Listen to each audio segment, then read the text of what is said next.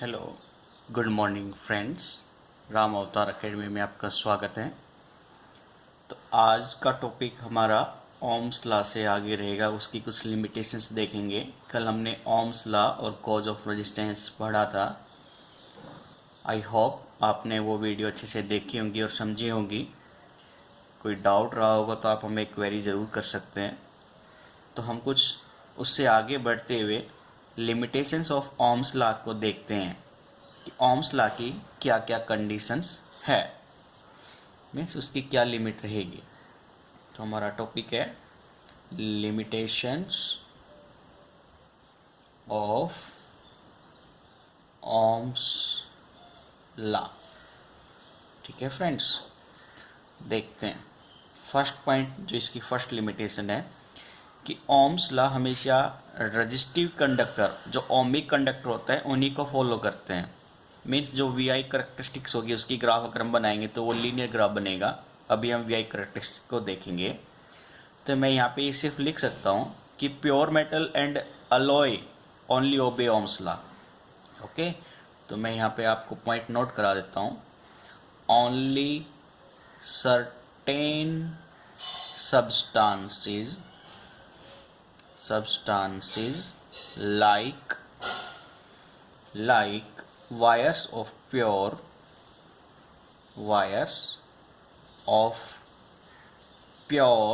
metals and alloys obey ohm's law।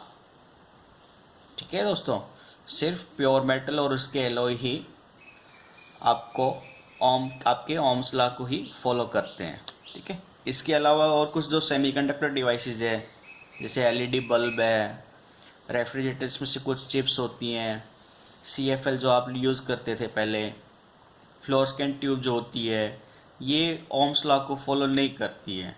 ठीक है, तो मैं यहाँ पे ये भी नोट करा के लिखा देता हूँ आपको, नोट करके। A large number of elements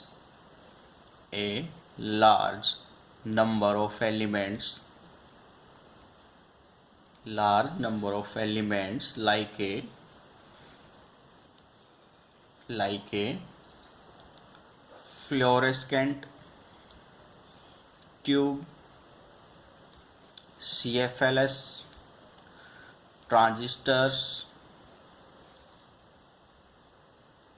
and LEDs etc. do not obey ohm's law। ठीक है फ्रेंड्स, ये इसलिए फॉलो नहीं करते क्योंकि जो वोल्टेज और करंट, इनके लिए अगर मैं CFL ट्रांजिस्टर्स के लिए बात करता हूँ तो इनके केस में voltage directly proportional to current नहीं होता है। प्योर मेटल और एलॉय के केस में voltage directly proportional to current होता है। ठीक है, लेकिन इनके लिए जो कंडीशंस है वो हमेशा ये होनी चाहिए कि टेम्परेचर कांस्टेंट होना चाहिए। Temperature must be constant. ठीक है, और ऐसे प्योर मेटल और एलॉय जो आपके ओम्स लॉ को फॉलो करते हैं उनको हम क्या बोलेंगे? Ohmic conductors. ठीक है फ्रेंड्स, तो ये जो सेकंड कंडीशन है लिमिटेशंस, वो क्या हो जाएगी कि जो प्योर मेटल और एलॉय ओम्स लॉ को फॉलो करते हैं उनके लिए टेम्परेचर मस्ट बी कांस्टेंट। तो मैं ये सेकंड कंडीशंस भी आपके नोट करा देता हूँ यहाँ पे। आप अपने नोट्स साथ साथ बनाते रहिए हमारे, ताकि एग्जाम पॉइंट ऑफ व्यू के लिए वो आपके लिए काफ़ी रेलेवेंट हो। ठीक है, तो मैं यहाँ पे लिख देता हूँ, even for ohmic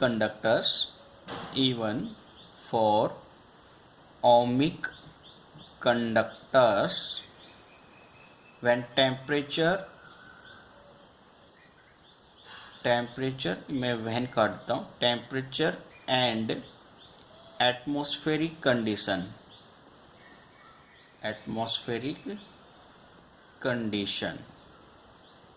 must be constant. ठीक है, ये वेरी नहीं करती रहनी चाहिए।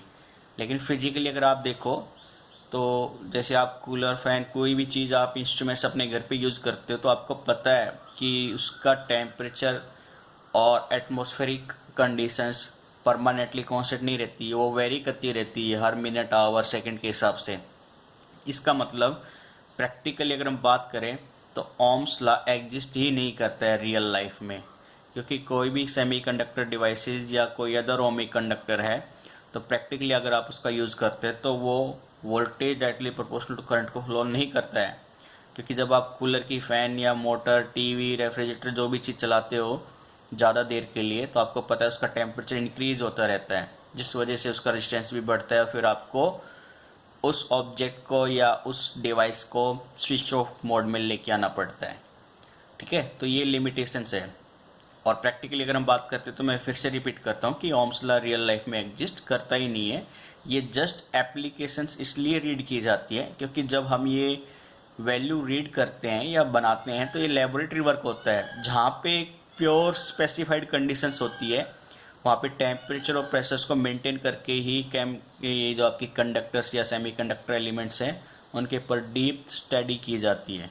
ठीक है, तो ये सिर्फ लेबोरेटरी पर्पज़ के लिए कि उस कंडक्टर की या इंसुलेटर्स की, या मैं ये बात करूँ कि मेटल या नॉन मेटल्स के बिहेवियर की करैक्टरिस्टिक्स को डिफाइन करने के लिए इस ओम्स लॉ का सिर्फ और सिर्फ लेबोरेटरी में यूज किया जाता है, जहाँ पे टेम्परेचर्स और प्रेशर्स कंडीशंस को हमेशा कांस्टेंट रखा जाता है। ठीक है, ये कुछ लिमिटेशंस थी आपकी ओम्स लॉ की। अब हम एक जो अच्छा टॉपिक है वो इसकी करैक्टरिस्टिक्स के बारे में देखते हैं कि वीआई करैक्टरिस्टिक्स क्या होती है ओम्स लॉ के हिसाब से। तो हम ओम्स लॉ के हिसाब से वीआई करैक्टरिस्टिक्स को देख लेते हैं एक बार। ठीक है, तो चलिए चेक करते हैं Ohm's law VI characteristics of Ohm's law. VI या आईवी करके भी आप लिख सकते हैं, वीआई या ivy characteristics of Ohm's law। तो चलिए फ्रेंड्स चेक करते हैं। आपको पता है ओम्स लॉ के हिसाब से according to Ohm's law mathematically आपने पढ़ा था voltage is directly proportional to current. इसका मतलब अगर आपका वोल्टेज इंक्रीज करता है तो करंट भी डायरेक्टली इंक्रीज करेगा। मैंने कहा वोल्टेज 2 टाइम्स से इंक्रीज कर रहा है तो करंट भी कितने टाइम्स इंक्रीज करेगा, 2 टाइम्स से ही करेगा। अगर वोल्टेज डिक्रीज कर रहा है मान लो 4 टाइम्स से, तो करंट भी डिक्रीज करेगा 4 टाइम्स से, क्योंकि ये डायरेक्टली प्रोपोर्शनल की वैल्यू में है। इसका मतलब अगर मैं इसका कोई ग्राफ बनाना चाहूँ, ग्राफ अगर हम प्लॉट करें वीआई करैक्टरिस्टिक्स के लिए, तो हमें कुछ ऐसा पॉइंट्स मिलेगा। मैं अगर हॉरिजॉन्टल एक्सिस पे वोल्टेज को ले लूँ और वर्टिकल एक्सिस पे करंट को ले लूँ, या इसका आप रिवर्स भी कर सकते थे, मैं यहाँ पर करंट ले लेता हॉरिजॉन्टल एक्सिस पे और वर्टिकल एक्सिस पे मैं वोल्टेज को ले सकता था। तो उस केस में अगर हम रीडिंग्स को मेज़र करने के लिए कुछ स्केल्स लिख लेते हैं, 1 2 3 4 5, ये वोल्टेज को मेज़र कर रहा है यानी ये वोल्ट में है, और हम इधर लेके चले मान लो 1 2 3 4 5, तो ये करंट की रेटिंग है, मीन्स ये एम्पियर में रहेगी। ठीक है फ्रेंड्स, तो उस रिलेशन से अगर हम चेक करें वोल्टेज 1 है तो करंट भी 1 ही रहेगा, यानी जो आपको पॉइंट है वो ये रहने वाला है। अगर आप वोल्टेज 3 पॉइंट्स लेते हैं तो करंट भी 3 पॉइंट्स हो जाएगा, यानी वो कुछ इंटरसेक्शन पॉइंट्स ये रहेगा। अगर आप वोल्टेज 5 लेते हैं तो करंट भी 5 पॉइंट्स में चला जाएगा। तो उसका ग्राफ अगर हम बनाएंगे तो 5 पे कुछ ये पॉइंट रहेगा, यानी अगर मैं इन पॉइंट को मिलाऊं तो वो आपका एक स्ट्रेट पाथ, ठीक है, एक स्ट्रेट लीनियर पाथ हमें मिलेगा। इसका मतलब जो वी आई या आई वी करैक्टरिस्टिक्स ओम्स लॉ देता है उसका ग्राफ होता है हमेशा स्ट्रेट पाथ। ठीक है, straight linear graph. Okay friends, यानी आपको पॉइंट्स ये याद रखना है कि ओम्स लॉ के हिसाब से या अकॉर्डिंग टू ओम्स लॉ जो ओमिक कंडक्टर है उनका ग्राफ हमेशा लीनियर होता है। ठीक है, तो यहाँ पे नोट करके आप लिख लीजिए ये पॉइंट कि according to Ohm's law, according to Ohm's law, the graph of ohmic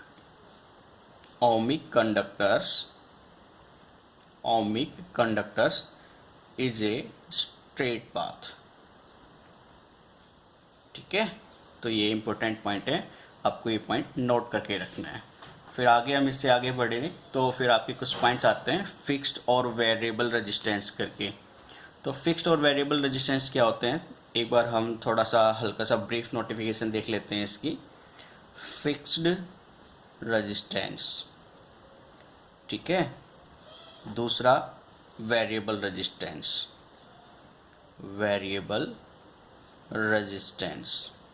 तो फिक्स रेजिस्टेंस की अगर हम बात करें फ्रेंड्स, तो वो उसका रेजिस्टेंस आप सर्किट में एक बार डाल देते हैं तो वो वेरी नहीं करा सकते।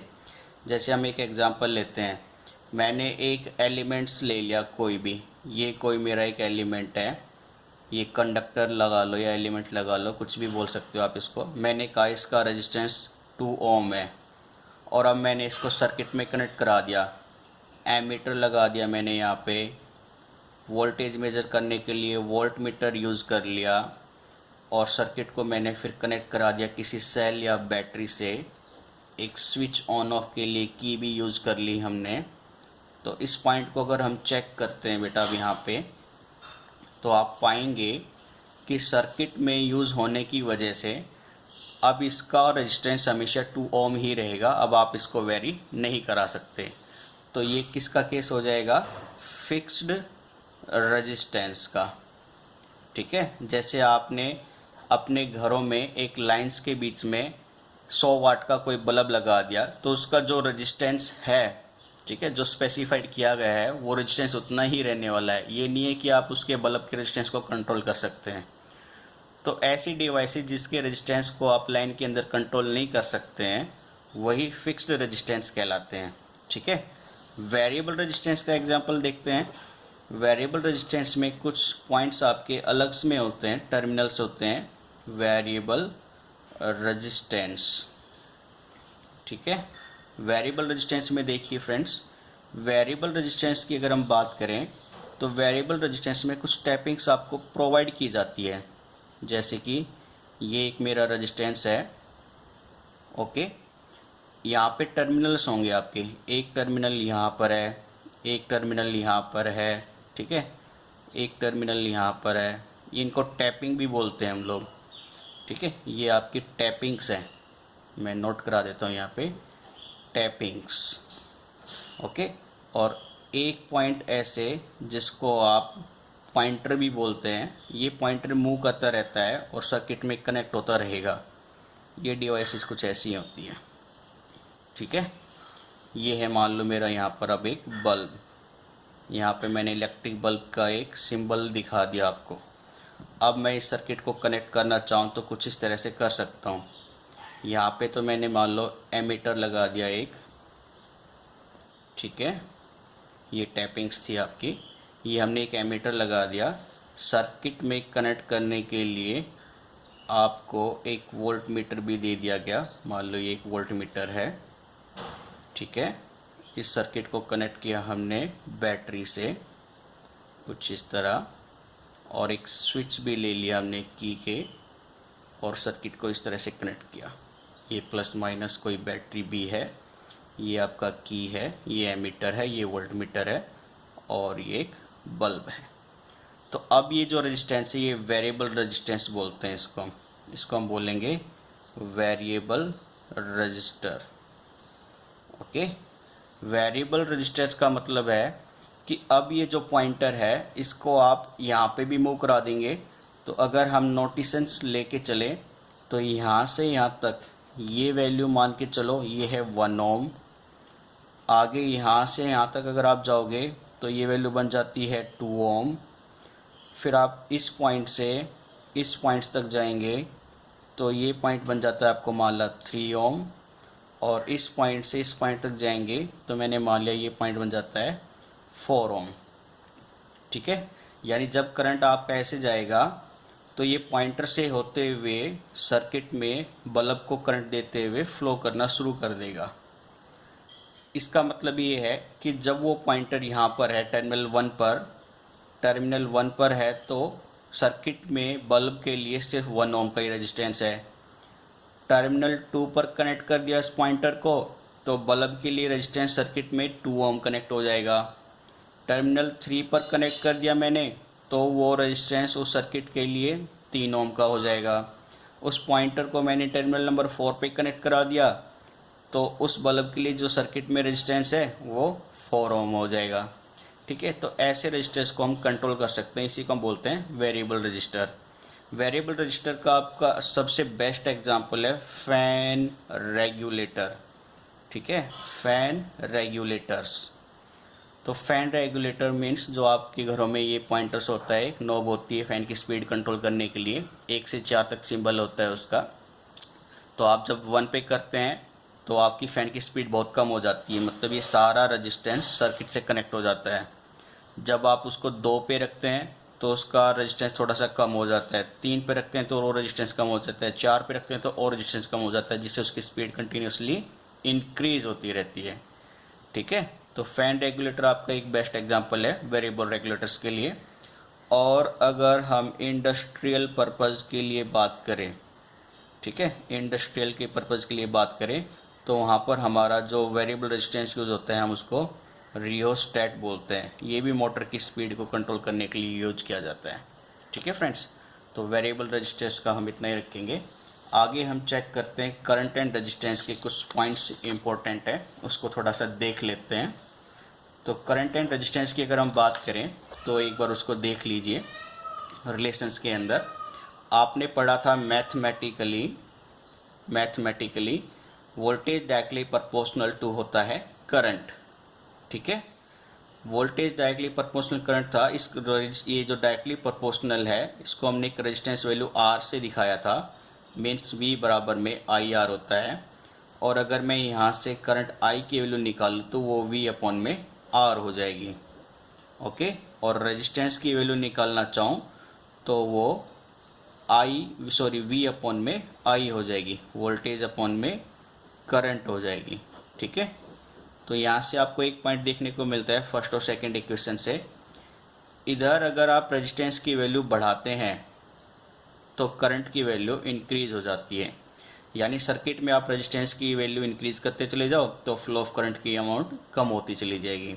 ठीक है, इस पॉइंट पे अगर आप फोकस करेंगे तो जैसे जैसे आप वोल्टेज बढ़ा रहे हैं, सप्लाई वोल्टेज, जैसे घरों में आपके 200 या 220 वोल्टेज आ रही है और आप उसको इंक्रीज कर रहे हो 240, 260, 280, 300 वोल्ट, तो जैसे जैसे आप वोल्टेज बढ़ा रहे हो तो रेजिस्टेंस की वैल्यू भी इंक्रीज होती रहेगी। क्लियर है, तो आपको ये पॉइंट्स याद रखने हैं। रेजिस्टेंस की वैल्यू जैसे जैसे बढ़ती है करंट की वैल्यू डिक्रीज होती रहेगी, फ्लो ऑफ करंट हमेशा कम होता चला जाएगा। अगर आप अप्लाइड वोल्टेज पोटेंशियल्स की वैल्यू इंक्रीज कर रहे हैं तो सर्किट का रेजिस्टेंस भी बढ़ता रहेगा। ठीक है, तो ये कुछ इंपॉर्टेंट पॉइंट्स थे हमारे, ठीक है, करंट एंड रेजिस्टेंस के हिसाब से। अब इसके बाद कुछ ओम्स लॉ के बेसिस पे कुछ न्यूमेरिकल्स हैं, तो हम उसको एक बार हल्का सा देख लेते हैं यहीं पे। ठीक है, तो इसको चेक कर लेते हैं यहाँ पे, फिर बाकी का कल का टॉपिक कुछ अलग रखेंगे हम। तो यहाँ पे अगर हम देखें तो आपका जो पहला न्यूमेरिकल है वो है when A potential difference of 3 volt is maintained across A nichrome wire, A current of 0.75 ampere flows through the wire, find the resistance of nichrome wire. Okay, solution देखते हैं। चलो, इसका आपको बोला गया पोटेंशियल डिफरेंस 3 वोल्ट का apply किया गया है, यानी वोल्टेज V है 3 वोल्ट्स।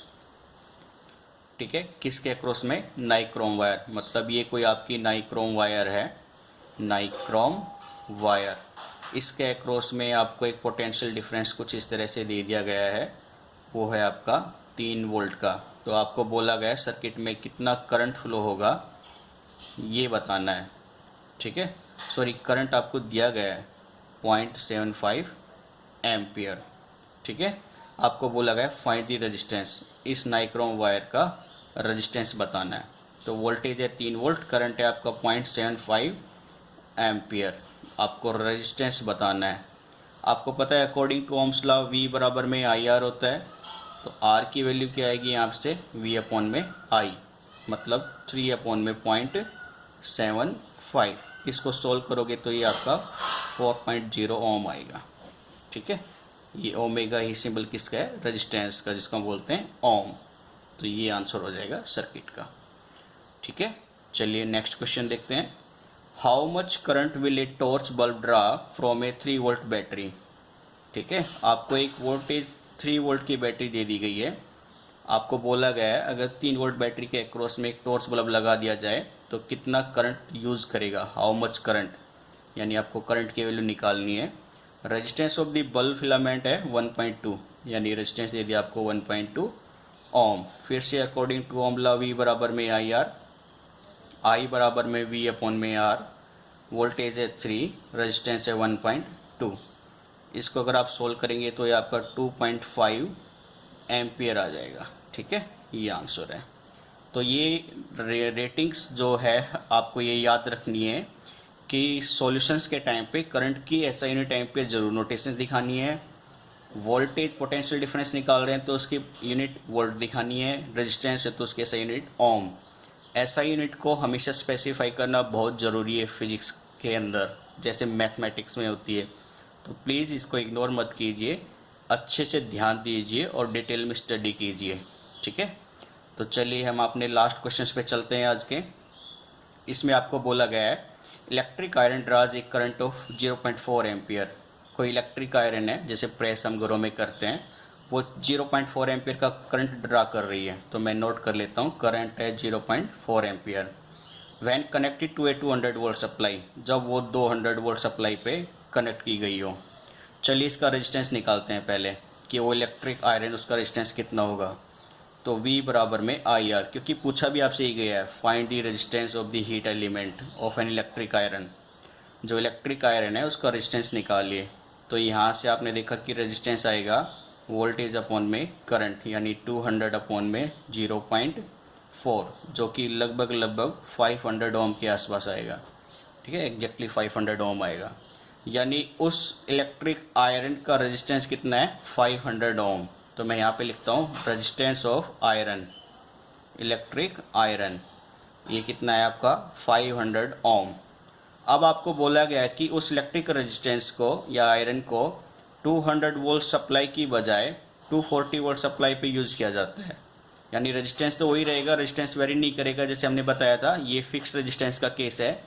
आयरन का एक बार जो रेजिस्टेंस हो गया बनाने के समय पर, जब किसी ने उसको बनाया होगा तो जितना रेजिस्टेंस उसका रखा तो वो उतना ही रहने वाला है। अब वो वेरी नहीं कर सकता, चाहे आप उसको 200 वोल्ट पे अप्लाई कीजिए या 240 पे अप्लाई कीजिए, तो रेजिस्टेंस ऑफ आयरन हमेशा वही रहने वाला है। तो वो हमने लिया 500 ओम, लेकिन अब सप्लाई वोल्टेज चेंज हो गई, 200 की जगह पे उसको लेना है अब 240 वोल्ट। ठीक है, अब आपको बोला गया what current would the iron draw. अब जो नया करंट होगा वो कितना फ्लो करेगा। फिर से ओम्स लॉ के हिसाब से V बराबर में आई आर, करंट निकालना है आपको, यानी V अपॉन में R, 240 अपॉन में 500।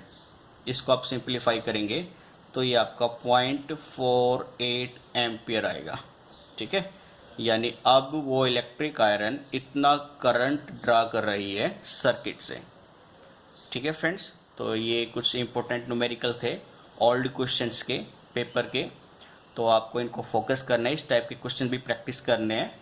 कोई क्वेरी हो तो कमेंट बॉक्स में ज़रूर डालिए, रिप्लाई ज़रूर कीजिए, और हमारे मोटिवेशंस को इंक्रीज़ करने के लिए चैनल को सब्सक्राइब जरूर कीजिए, वीडियो को लाइक कीजिए, ज़्यादा से ज़्यादा शेयर कीजिए, अपने फ्रेंड्स को भी बताइए, ताकि हमें मोटिवेशन मिलता रहे और आप लोगों के लिए ज़्यादा अच्छे से अच्छी वीडियो बनाकर लेकर आएँ, ताकि आपकी कोई क्वेरी हो तो उसको अच्छे से रिमूव कर दिया जाए। तो आज के लिए हम इतना ही रखते हैं, बाकी का हम कल नेक्स्ट देखेंगे। तो यहाँ तक अगर आपको कोई डाउट हो तो प्लीज़ कमेंट बॉक्स में ज़रूर डालिए।